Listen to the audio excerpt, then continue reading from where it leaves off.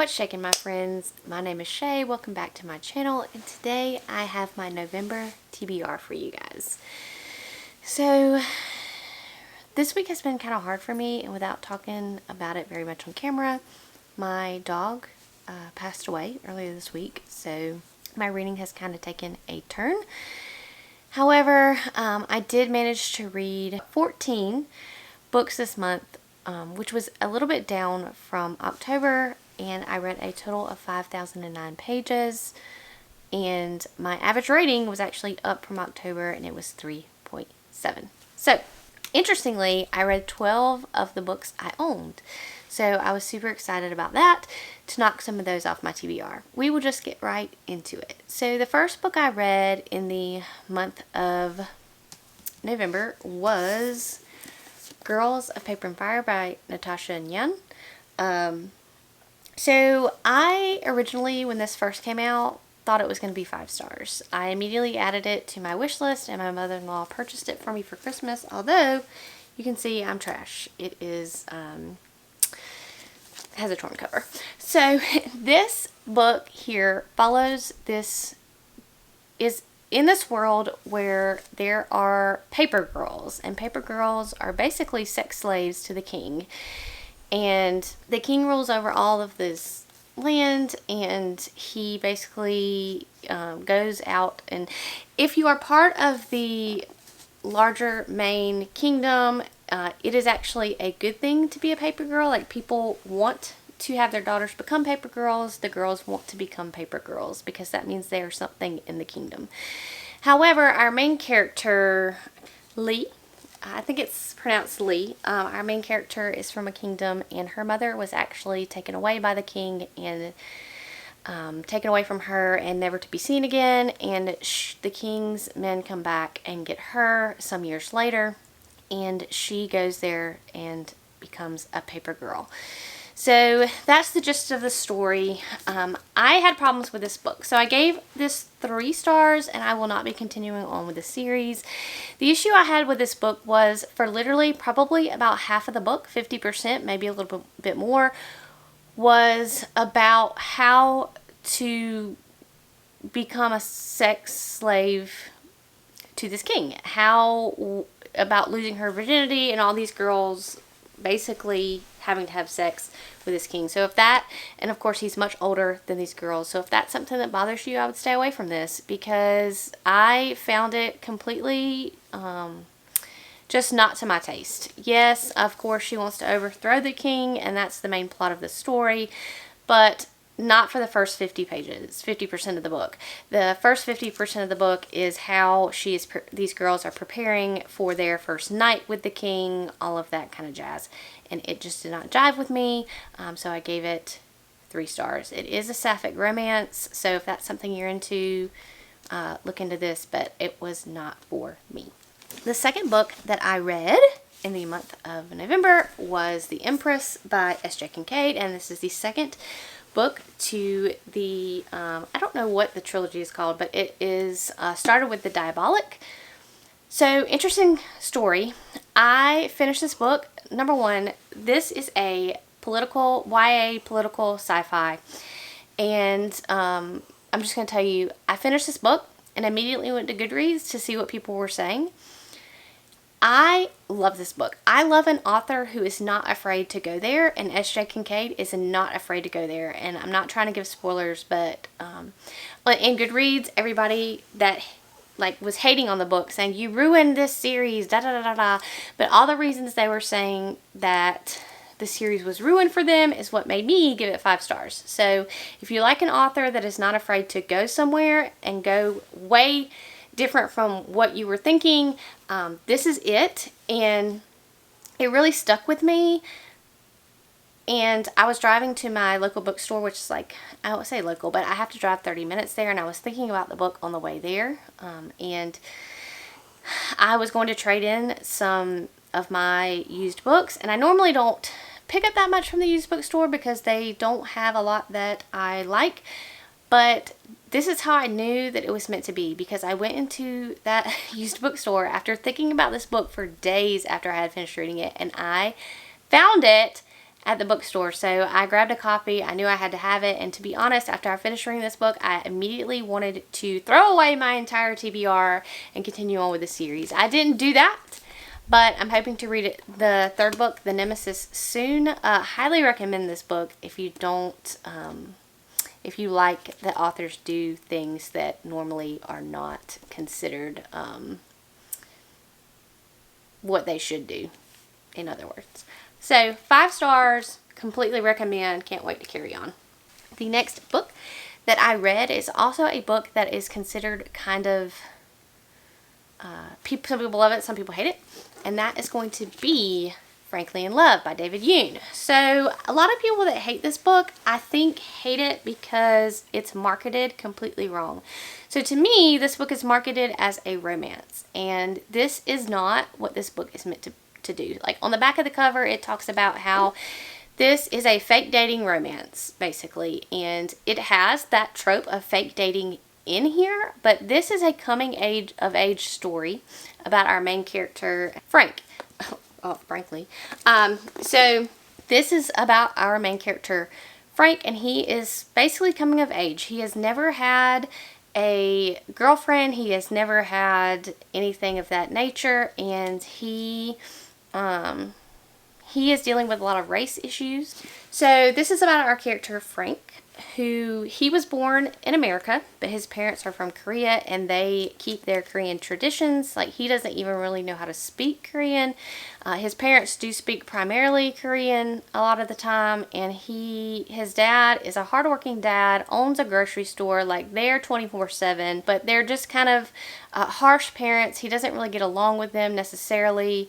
He has this other group of Koreans that they go to and they socialize with, and they do all the Korean traditions with, and he is just trying to find himself and find out where his place fits in the world. And it talks a lot about racism and what he experiences in that sense. And there is a love plot in here, but which I think is where people get upset at, because there is cheating in this book. But to be honest, like, it's not about, the main plot is not about love. It's about, like I said, his coming of age story and him finding his way in the world, being a Korean American. And so I enjoyed it. I gave it 4 stars. Normally, cheating in a book is a no for me, but that was part of the story. I think that could have been left out, but the overall gist of the story I enjoyed, and I would recommend this one to somebody who's looking for a coming of age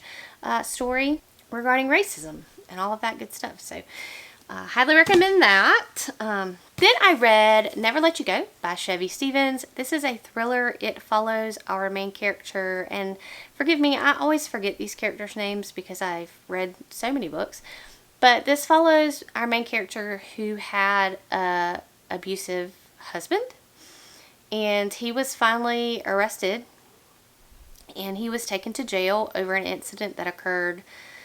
I don't know if it's spoilers to tell you the incident. It doesn't say what the incident is on the back, so I'm not going to tell you. But there was an incident that happened, and he went to jail for a lot of years, and she moved on with her life with their daughter. And basically, some things start happening. She realizes things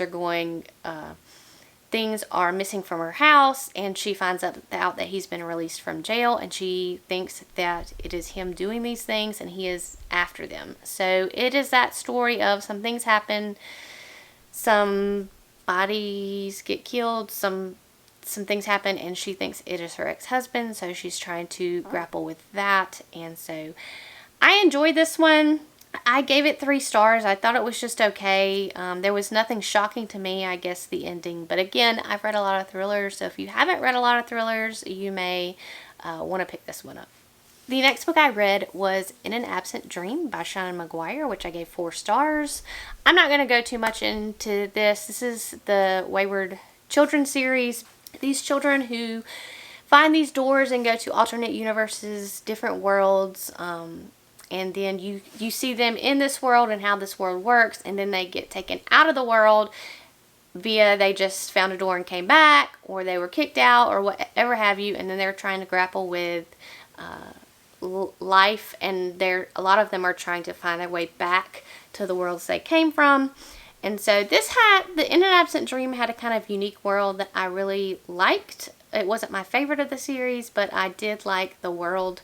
My only issue with some of these Wayward Children books is this is a totally unique world that we're getting. And it is a short book, so you don't really get too much world building, but I still enjoyed it. It's still a quick read, and I like the way Shauna Maguire writes. The next book I read was The Survivors by Jane Harper. So this book follows our main character Kieran, who comes back to the town where he grew up in to help his mother and father. His father was just diagnosed with, well, not just diagnosed, but he has Alzheimer's. I think he has Alzheimer's.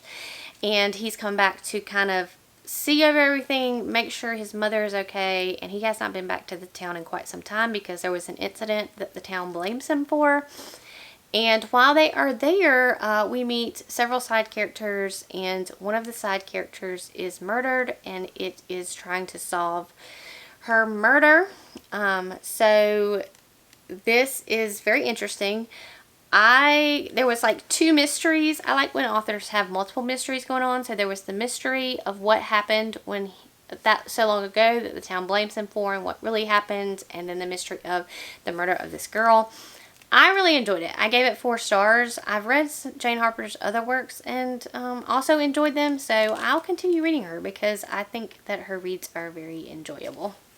The next book I read was an oldie, and that was the #1 Ladies Detective Agency by Alexander McCall Smith. So this is a short book, and this is the first in a long series, and I will not read on just because it's not kind of my book that I like, kind of my genre of book, but I did enjoy this. I did listen to this on audio, and my suggestion is not to listen to this on audio. Like, you could tell that this was recorded like a long time ago. I don't know when the audiobook really was recorded, but the editing was not very well. Like, you could hear the lady that did the audiobook, you could hear every swallow that she made and every kind of, so it was rough. But basically, I loved this because it followed our sassy main character. It takes place in Africa, and her name is Precious, but they call her Madame Ramatswe. And it's her growing up story. She's telling the story of how she grew up and became this detective, and then there's it's not just one mystery in this book, it's multiple mysteries in this book, because it's telling how she first became a detective and the cases that she solved. And she is hilarious, and she takes no shit. Like, she is probably one of the funniest, best protagonist, strong female characters I've read. So if you like that kind of thing, I would recommend this. It was hilarious. Yeah, so do recommend this. I won't be continuing on, or maybe, one day when I feel like reading a sassy book, I will pick another one up. But I really did enjoy this, and I gave it 3 stars just because it wasn't really the genre that I wanted to read, but I really loved her as a main character, so I would recommend. The next book I read was The Nature of Witches by Rachel Griffin, and I have a sticker. So this book I knew going in was a romance. So basically it follows this group of witches. They're at a school, and they are basically every different season, every witch has a different season where their magic comes to light. And so our main character, Clara, is an Ever Witch, and that means that she has the powers to practice her magic, witchcraft, whatever, in every single season. But the problem is there has been an event that Clara does not want to use her magic. So Ever Witches are very rare. Clara is the only Ever Witch in a million years. And so there are some things that happen that only an Ever Witch can help solve, and they basically has to teach her to have the confidence and abilities to use her powers so that she can help save her world. So basically it is at the heart of the story is a love story, But I still enjoyed it. I had a good time. I knew it was that way going into it. Of course, it's a cheesy romance, you know, whatever. But I liked the world. I liked the witches. I liked that plot line. And so I did wind up giving this one 3 stars. But overall, you know, I wasn't upset that I read it. So also it has a beautiful cover. Then I read Amari and the Night Brothers, and does this hold up for me like everybody else? Absolutely. I gave this one 5 stars. So this is a cute middle grade. It follows Amari, who is looking for her brother. Her brother has disappeared, and she just knows he's not dead. Like, the police basically have given up on searching for him, basically have told the family, like, prepare for the worst, like, we think he's dead. And she knows that in her heart of hearts, she just feels it, that he's not dead. And so one day, she finds a briefcase in his closet that he has left to her. And she comes into this briefcase that he has left for her, and she realizes that he is a part of this basically supernatural world. And so she is invited to go to the Supernatural Bureau, or the Bureau of Supernatural Affairs, I think is what it's called. And she is on a hunt to find her brother to see what has occurred. And I thought it was cute. It was action-packed. There was a mystery involved with it, and I did not see some of the twists coming, so I would highly recommend this. Can't wait to read the next book. Gave it 5 stars. Definitely worth the hype. The next book I read was certainly a book that has been going around, and people love it or people hate it, and that is going to be The Maidens by Alex Michaelides. I think that's how you say it. I'm not sure. So this follows our main character, who is basically, I think she's a psychologist or she's a counselor, and she has lost her husband. And basically her niece calls her, somebody dies, or her friends, one of her friends is found dead, and she summons her aunt to come and, you know, check on her, help her out. And so she goes over to the college campus where her niece is at, attending school, and she is trying to figure out who is killing these girls, because multiple ones come up deceased. So everything points, and all the clues point to this one professor having committed the murders.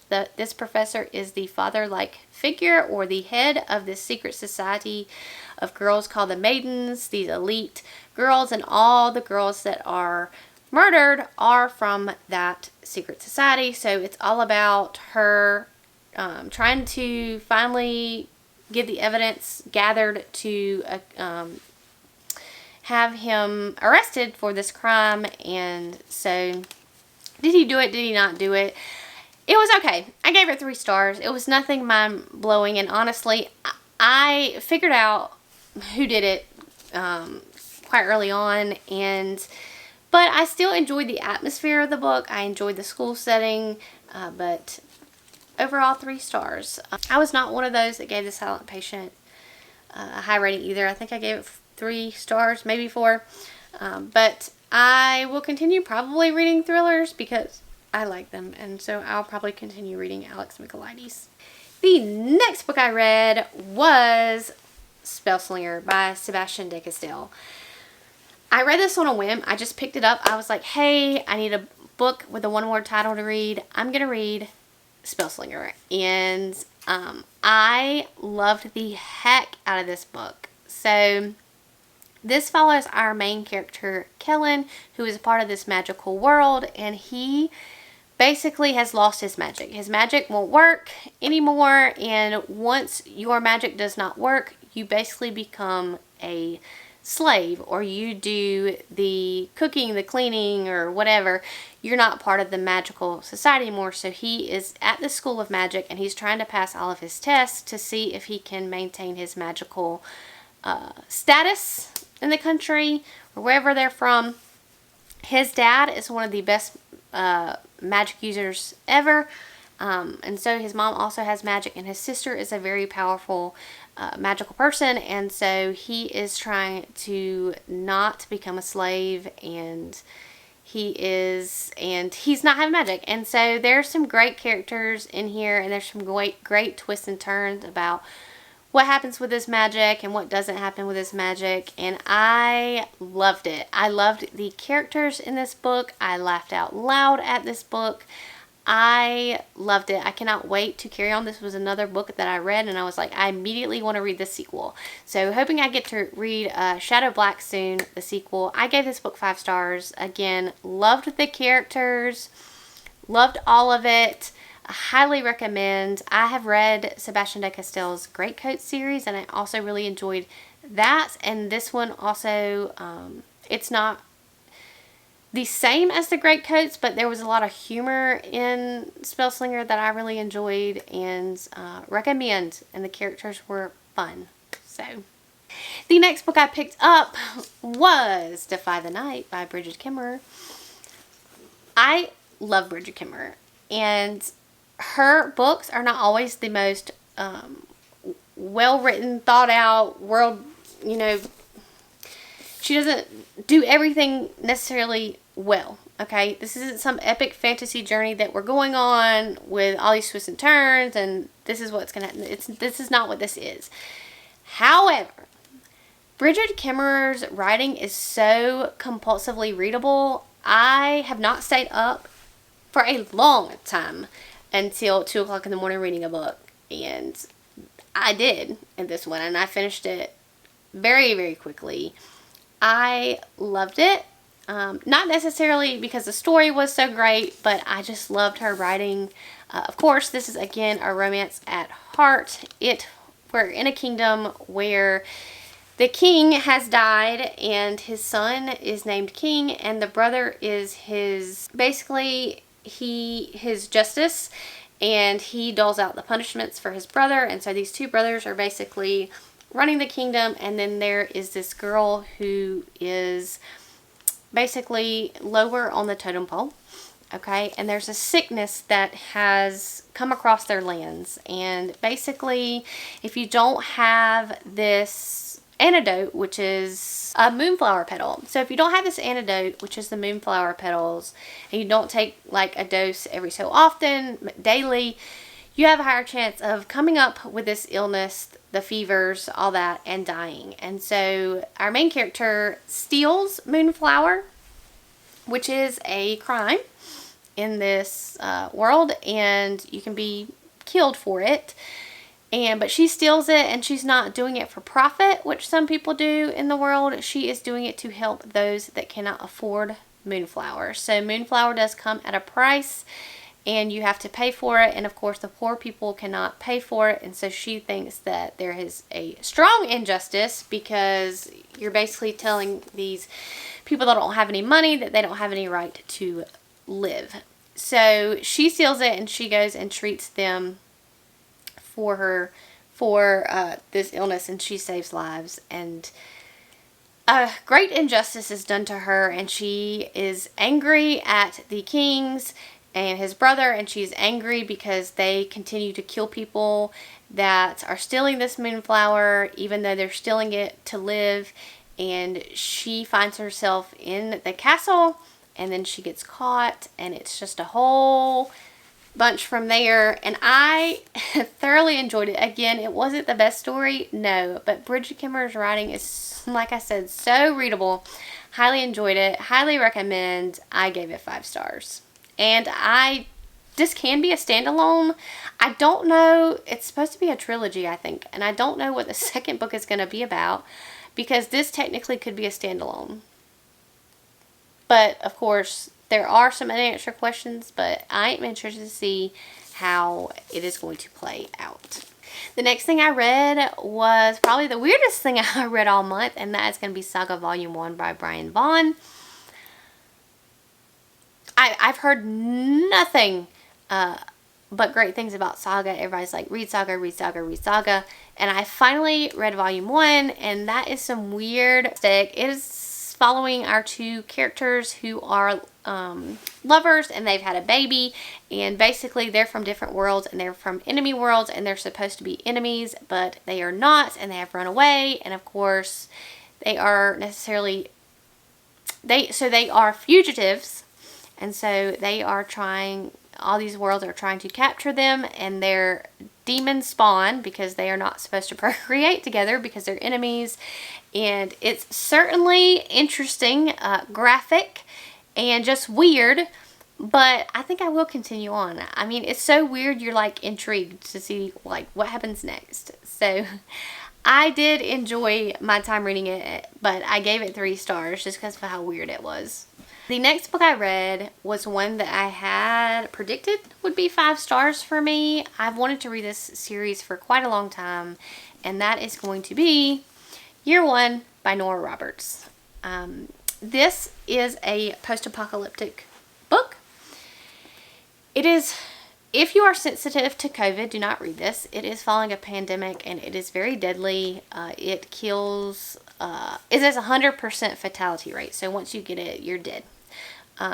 So it follows a lot of our main characters. So we start out like basically in each of these characters' lives, learning how they found out about the pandemic, what happened to the pandemic, and how they're going to get out of the pandemic. And then those stories eventually weave together, and then yada yada. And I don't want to give away spoilers because I'm not sure what the actual summary of the book says, because my copy of the book, listen, if you're going into a bookstore to buy a book, specifically, like, and you haven't looked on social media, Goodreads, anything, like the good old days, like where you just went in a bookstore and you read the backs of books and you were like, oh, this sounds interesting, let me pick this up. It would not be this book because there is absolutely no synopsis in this book. So in the back, you have Miss Nora's picture with some phrases on here. Okay, so let me open this up and see if there's a summary. There's not. There's a page with more praises about the book. And then, okay, well, let me go a little further. And then it's every book Nora Roberts has ever authored. And you can't figure out what the book is about. So if you were going to pick this up in a bookstore, you'd have to pick it up just because you like the cover. But, so I don't want to talk too much about spoilers because I don't know what each what it says and what's a spoiler. So I will say again though, it's just about a pandemic and how people are. So there is magic in this. I guess you could say that basically those that survive are found to have some kind of magical abilities. A lot of the people that survived are found to have these magical abilities all of a sudden. So there's that part. I gave this book 3 stars because for majority of the book, it's just basically following these people and how they're going to survive the pandemic, which, I mean, I understand it. Like, you have to know those kinds of things, but to me, I found it very boring.